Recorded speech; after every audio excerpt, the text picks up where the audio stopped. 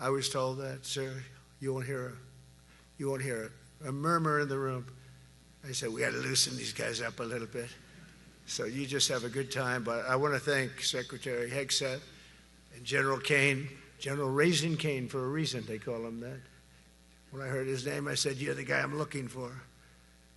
The Joint Chiefs of Staff and so many others in this room who together represent the greatest and most elite fighting force in the history of the world, the United States military.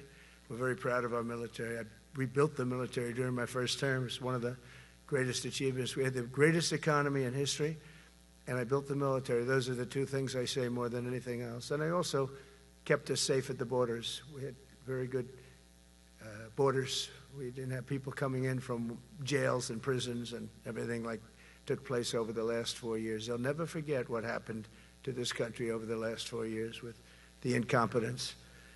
There could be no higher honor than to serve as your commander-in-chief. It is a great honor.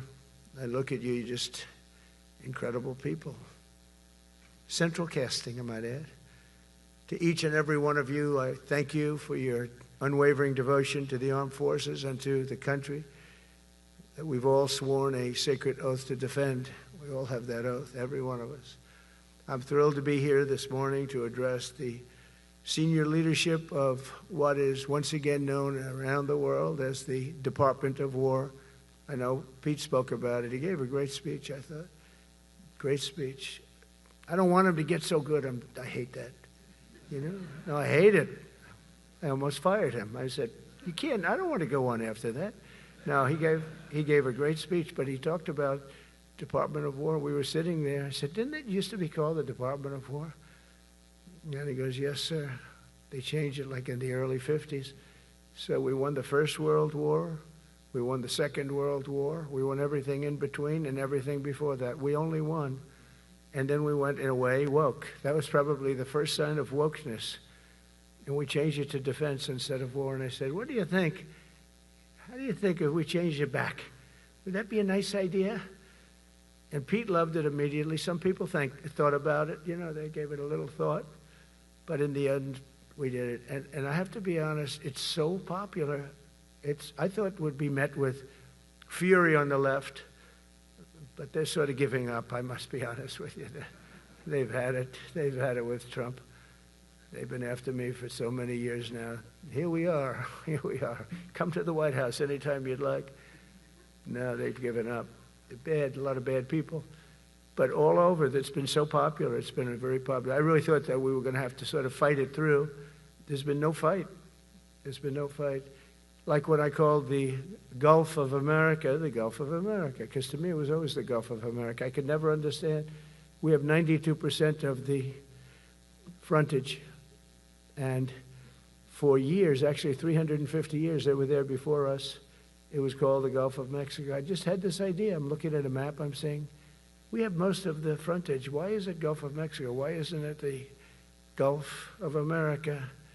And I made the change, and it went smoothly. I mean, we had a couple of fake news outlets that refused to make the change. And then one of them, AP, took us to court, and we won. And the judge, who was a somewhat liberal judge, said, the name is the Gulf of America, because AP refused to call it the Gulf of America. They wrote, they're not a good outfit, by the way. They call it the Gulf of Mexico. I said, no, the Gulf of America is the name. And the judge actually said that, in fact, you can't even go into the room because what you're doing is not appropriate. The name is the Gulf of America. Google Maps changed the name. Everybody did, but AP wouldn't, and then we won in court. How about that? Isn't that so cool? The Secretary Hegseth beautifully described the name change reflects far more than the shift in branding. It's really a historic reassertion of our purpose and our identity and our pride. That's when we go with the word war. And you know, we want war because we want to have no wars, but you have to be there, and you know, sometimes you have to do it. I have settled so many wars since we're here. We're here almost 9 months, and I've settled 7, and yesterday we might have settled the biggest of them all, although I don't know. Pakistan, India was very big. Both nuclear powers, I settled that. But yesterday could be the settlement in the Middle East. That hasn't happened for 3,000 years. I said, how long have you been fighting? 3,000 years, sir. That's a long time. But we got it, I think, settled. We'll see. Hamas has to agree. And if they don't, it's going to be very tough on them. But it is what it is. But all of the Arab nations, Muslim nations have agreed. Israel has agreed. It's an amazing thing. It just came together.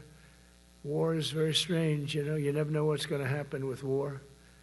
The easiest one of them all is Putin. I said, number one, it's a war that would have never happened if I were president, if the election weren't rigged. If I were president, that war would have never happened. Not even a little chance. And it didn't happen for 4 years. But I knew Putin very well, and I thought that would be easy because I know him so well. Well, that one turned out to be the hardest of them all. We had some that were not settlable, and they all got settled.